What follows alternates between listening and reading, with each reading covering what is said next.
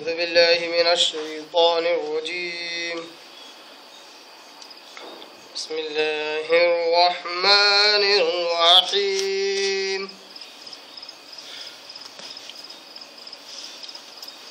ودت طائفة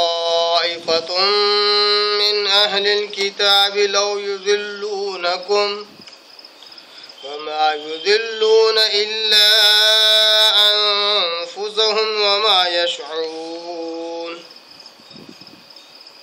يا أهل الكتاب لم تكفرون بآيات الله وأنتم تشهدون صدق الله العظيم نحمده ونصلي على رسوله الكريم اما بعد تمام قسم کی حمد و ثنا تعریف کبریائی بڑائی اسی اللہ وحدہ لا شریک کے لیے لائق اور زیبا ہے جو ساری کائنات کا خالق مالک میرا اور آپ کا مربی ہے. اسی اللہ کے لیے ساری تعریفیں ہیں جو غفور ہے غفار ہے کریم ہے ستار ہے.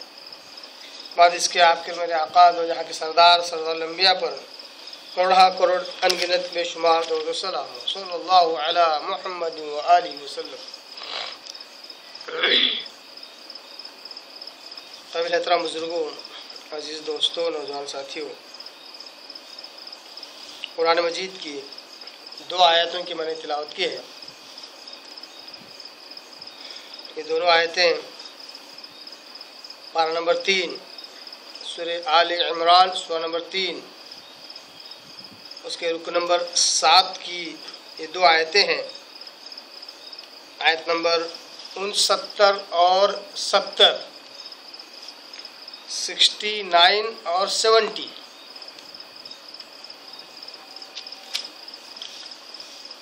اور ان آیتوں کا مضمون بھی پچھلی آیتوں سے جڑا ہوا ہے، اور وہی اہل کتاب یعنی یہودی اور عیسائیوں کو جو تنبیہ اللہ تبارک و تعالیٰ کی طرف سے چل رہی تھی وہی تنبیہ اس میں بھی جاری ہے. اور ان کے وہ راز جو انہوں نے چھپائے رکھے تھے اللہ تبارک و تعالیٰ اس کو اپنے نبی پر ظاہر کر رہا ہے.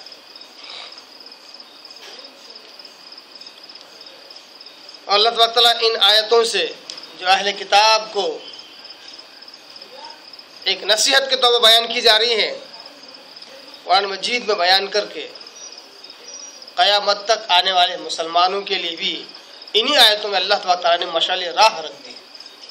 انہی آیتوں میں وہ زبردست نصیحتیں رکھ دی جو مسلمانوں کے لیے بالخصوص اس وقت کام آتی ہیں جب مسلمان آپس میں فرقہ بندیوں میں مبتلا ہو جاتے ہیں، آپس میں بٹ جاتے ہیں، بٹنے کو پسند کرتے ہیں.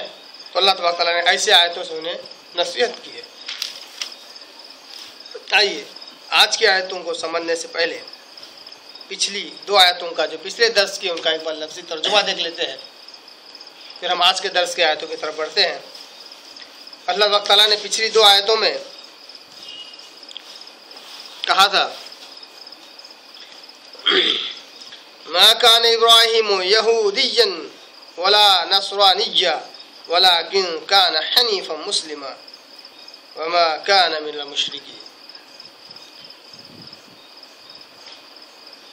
اے یہودیوں اور اے عیسائیوں، اے نصرانیوں، سن لو ابراہیم علیہ السلام نہ وہ یہودی تھے اور نہ ہی نصرانی، وہ تمہارے کسی دین پر نہ تھے. وَلَكِنْ كَانَ حَنِيفًا مُسْلِمًا، بلکہ وہ تو ایک ایسے دین پر تھے جو دین حنیف تھا. وہ یکسو ہو کر چلنے والے مسلمانوں میں سے تھے، وہ یکسو ہو کر چلنے والے مسلمان تھے، اللہ کے فرما برداری پوری یکسوئی کے ساتھ کرنے والے تھے. ظاہر سی بات یہ صفت اے یہودی اور عیسائی تم میں موجود نہیں ہے. تو ابراہیم علیہ السلام کو اپنے دین سے، اپنے دھرم سے، اپنے ادیان سے جوڑنے کی کوشش نہ کرو. وما کان من المشرکین، اور سب سے اہم بات ان کی یہ ہے جو تم میں موجود نہیں ہے، وہ ہے ابراہیم علیہ السلام مشرکوں میں سے نہ تھے اور تمہارا دین شرک اور کفر پر ٹکا ہے. कुफ्र और शिर्क और तुम्हारी बुनियाद है।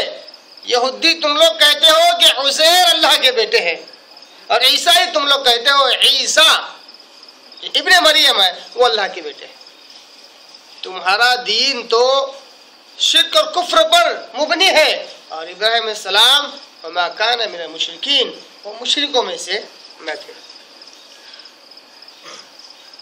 आयत नंबर 68 में अल्लाह कहता है इन औलन नासी बिइब्राहीम लल्लज़ीना तबऊहु व हाज़ा नबी वल्लज़ीना आमनु वल्लाहु वलियुल मुमिनीन।